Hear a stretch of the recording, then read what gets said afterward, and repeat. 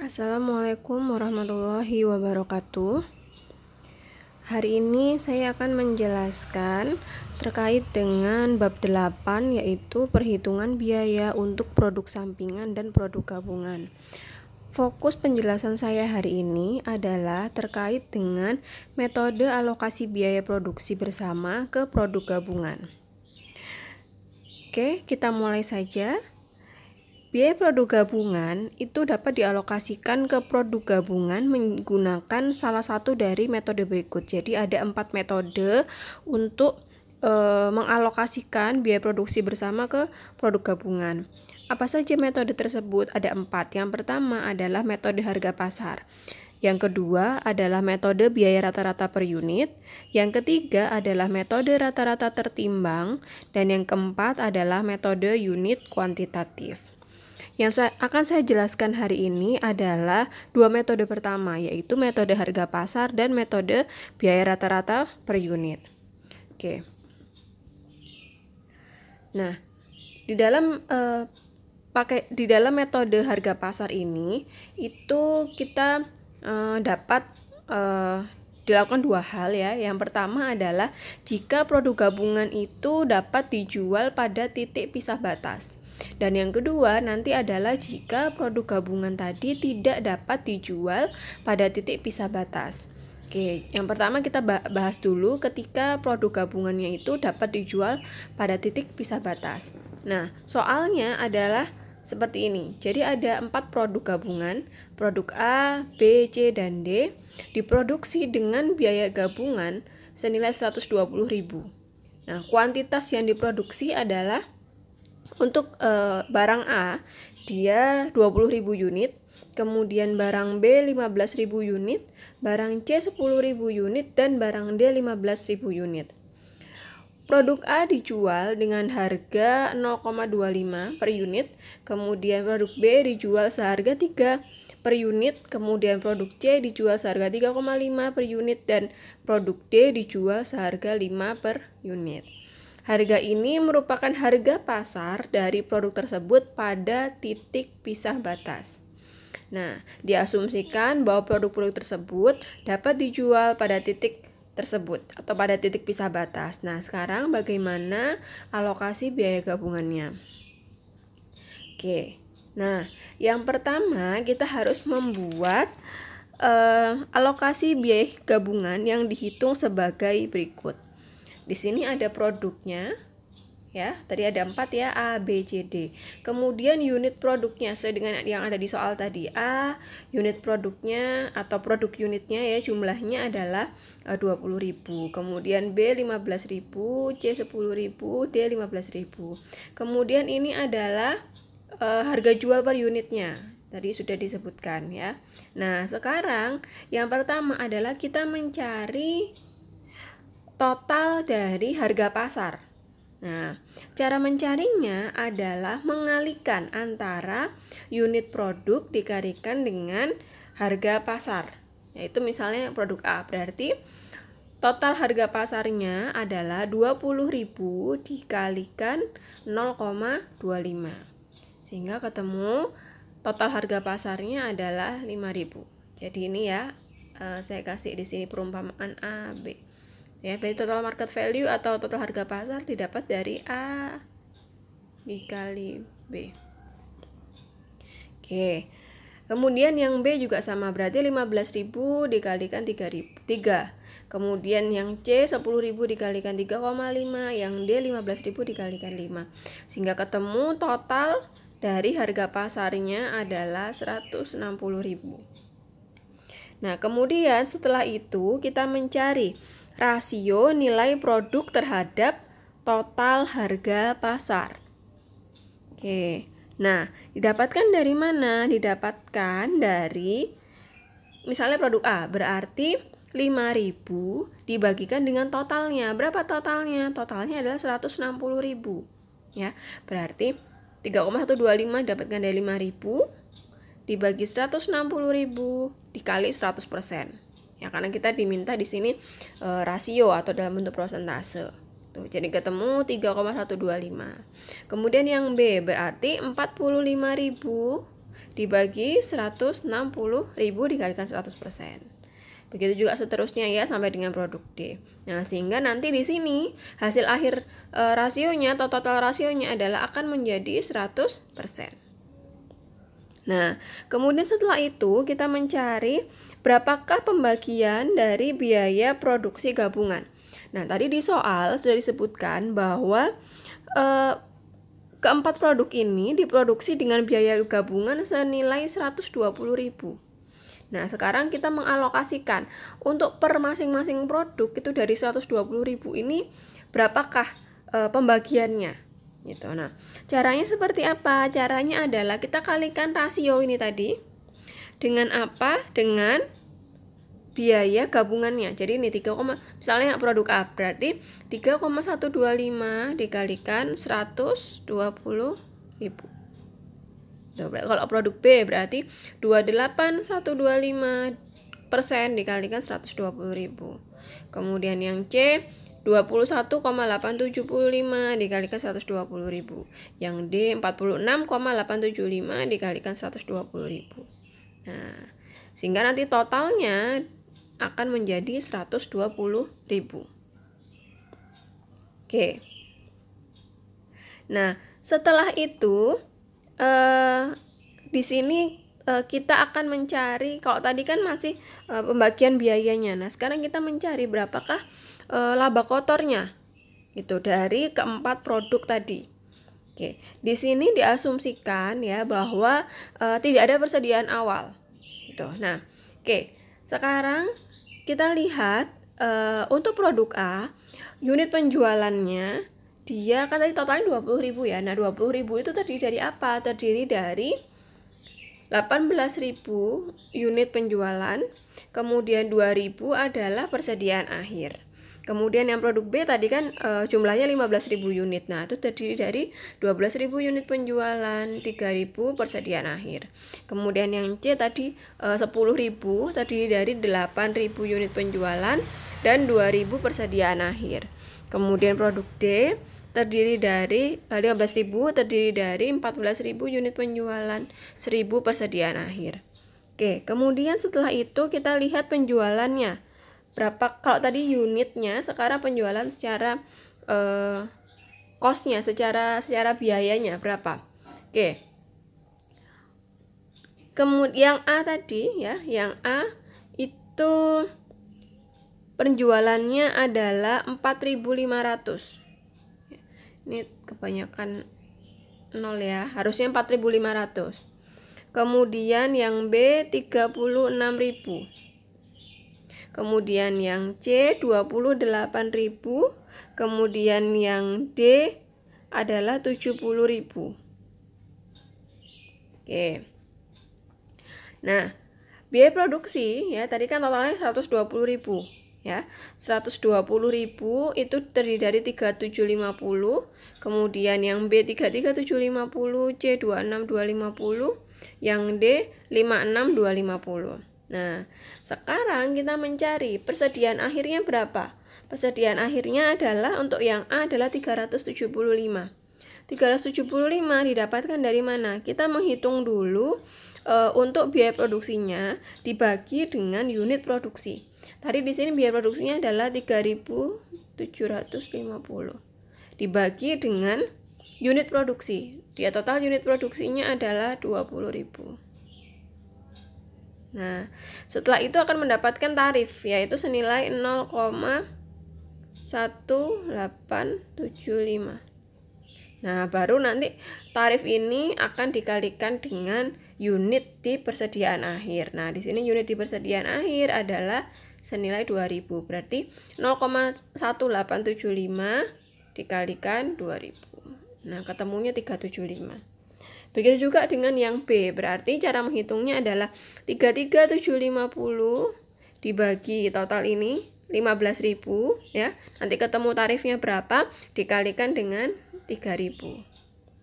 Kemudian yang C juga sama, berarti 26.250 dibagi 10.000 ya, dikalikan 2.000. Kemudian yang D berarti 56.250 dibagi 15.000 dikalikan 1.000. Oke. Setelah sudah ketemu, nah sekarang kita cari berapakah harga pokok penjualan. Harga pokok penjualan didapatkan dari biaya produksi dikurangi dengan persediaan akhir. Berarti 3750 dikurangi 375. Ya, dapatnya 3375. Yang ini 33750 dikurangi 6750 dapat 27.000 dan seterusnya. Nah, setelah itu kita mencari laba kotor. Nah, laba kotor berarti cara rumusnya adalah penjualan dikurangi dengan HPP. Ya, berarti penjualan dikurangi dengan HPP. Berarti kalau untuk produk A ya, berarti 4.500 dikurangi 3.375. Sehingga ketemu laba kotornya 1.125. Begitu juga seterusnya. Nah, kemudian persentase laba kotor didapatkan dari mana? Didapatkan dari laba kotor dibagi dengan penjualan. Laba kotor tadi 1.125 dibagi dengan 4.500 dikalikan 100%, ketemu 25%. Begitu juga seterusnya. Oke, nah kalau tadi kita bahas yang dapat dijual pada titik pisah batas, sekarang jika tidak dapat dijual pada titik pisah batas, gitu. Jadi harus ada pemrosesan lebih lanjut dari produk-produk tersebut, gitu. Nah, karena ada pemrosesan lebih lanjut, maka implikasinya adalah produk tadi harga jualnya akan menjadi lebih tinggi karena ada proses selanjutnya, gitu. Nah, untuk soalnya sama seperti tadi ya, jadi biaya gabungannya sama, kemudian kuantitasnya juga sama, harga jualnya juga sama. Nah, untuk ada tambahan data, yaitu harga pasar final per unit dan biaya pemrosesan lebih lanjut. Yaitu di sini untuk A, biaya pemrosesan lebih lanjutnya adalah 2.000, kemudian B 10.000, C 10.000 dan D 28.000. Nah, caranya sama dengan yang tadi, kita membuat schedule alokasi biaya gabungan, cuman untuk tabelnya kita tambahin gitu.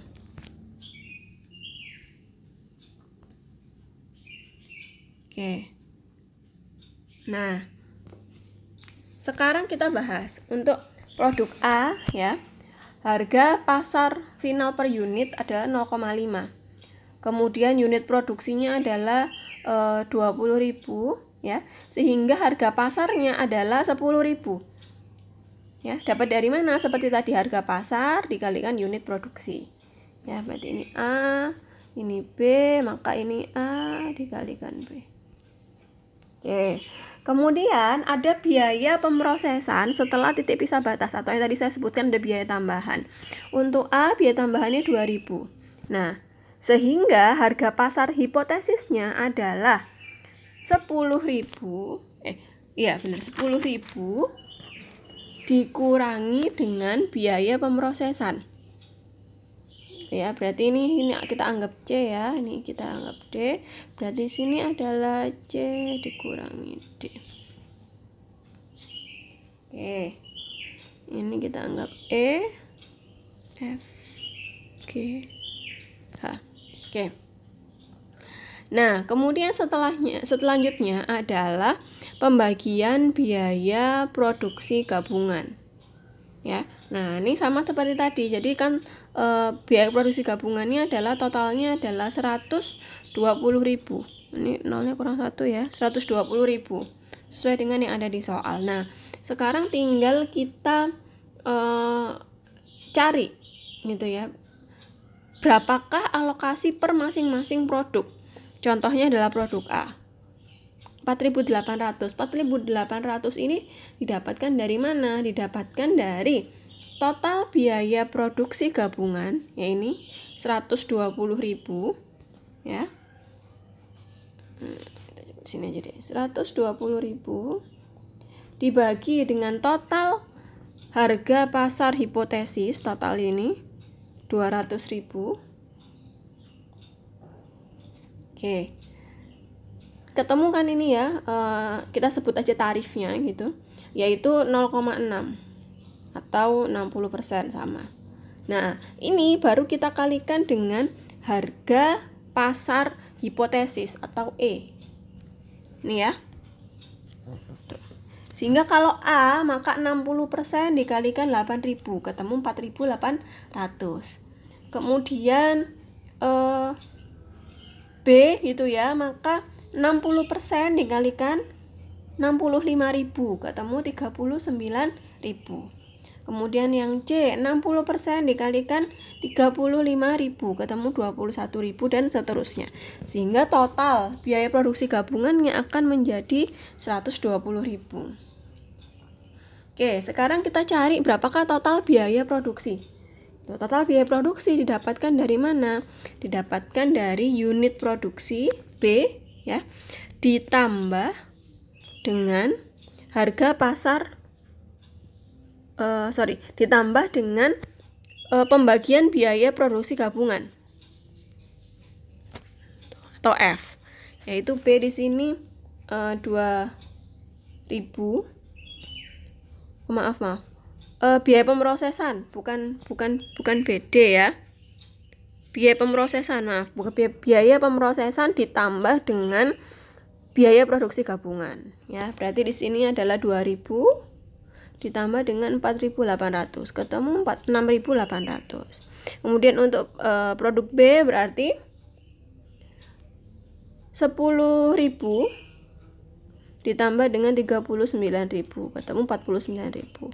Kemudian yang produk C, maka 10.000 ditambah dengan 21.000, ketemu 31.000. Kemudian yang D, 28.000 ditambah 55.200, ketemu 83.200, sehingga totalnya menjadi 170.000. Nah, kemudian setelah itu kita cari berapakah persentase dari total biaya produksi. Nah, total biaya produksinya adalah 6.800 ya, dibagi dengan 68.000 dibagi dengan harga pasar final. Ya, berarti di sini adalah G dibagi dengan C dikalikan 100%. Ya, berarti 6.800 dibagi 10.000 dikali 100%. Kemudian untuk produk B berarti 49.000 dibagi 75.000 dikali 100%, begitu juga seterusnya. Nah, untuk total ya, untuk semua produk, maka cara mencarinya adalah totalnya ya, berarti 170.000 dibagi 250.000 ini dikalikan 100%, ketemu totalnya semua untuk semua produk adalah 68%. Oke. Nah, kemudian metode yang kedua adalah metode biaya rata-rata per unit.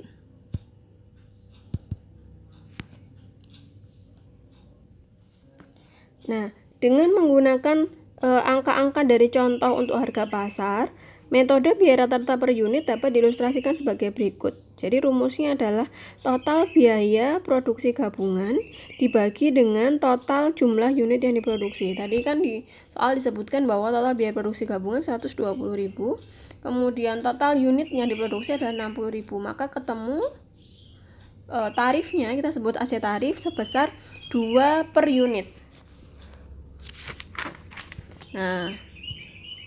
Nah, baru setelah itu kita bikin biaya produksi gabungannya. Langsung saja unit produksinya tadi untuk masing-masing produk dikalikan dengan tarif. Jadi untuk produk A berarti 20.000 dikalikan 2, itu 40.000. Kemudian produk B 15.000 dikalikan 2, 30.000. Kemudian produk C 20.000 dikalikan 2, 40.000. Maaf, ini 10.000 ya, seharusnya di soal 20.000. Kemudian produk D adalah 15.000. Nih, Soalnya salah, 15.000 dikalikan 2, 30.000. Sehingga total pembagian biaya produksi gabungannya adalah 120.000. Oke.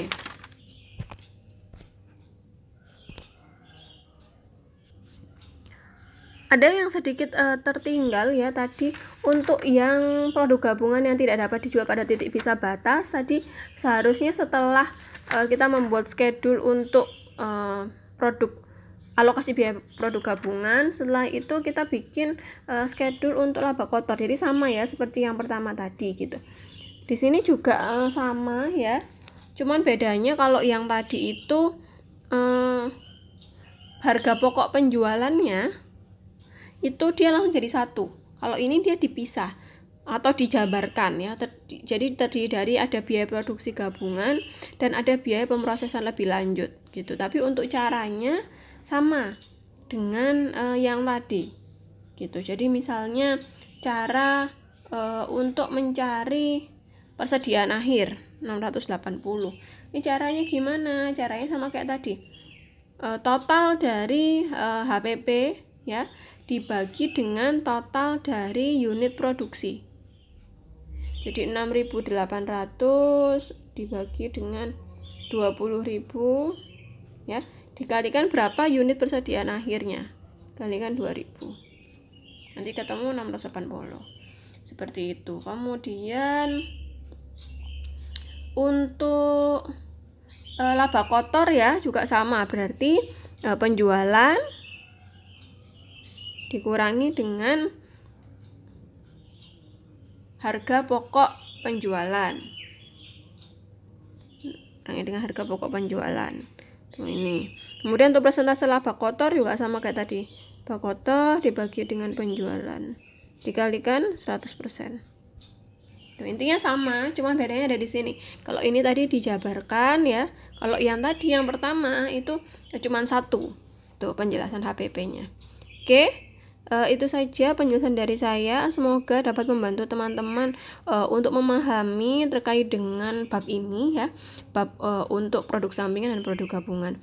Terima kasih. Wassalamualaikum warahmatullahi wabarakatuh.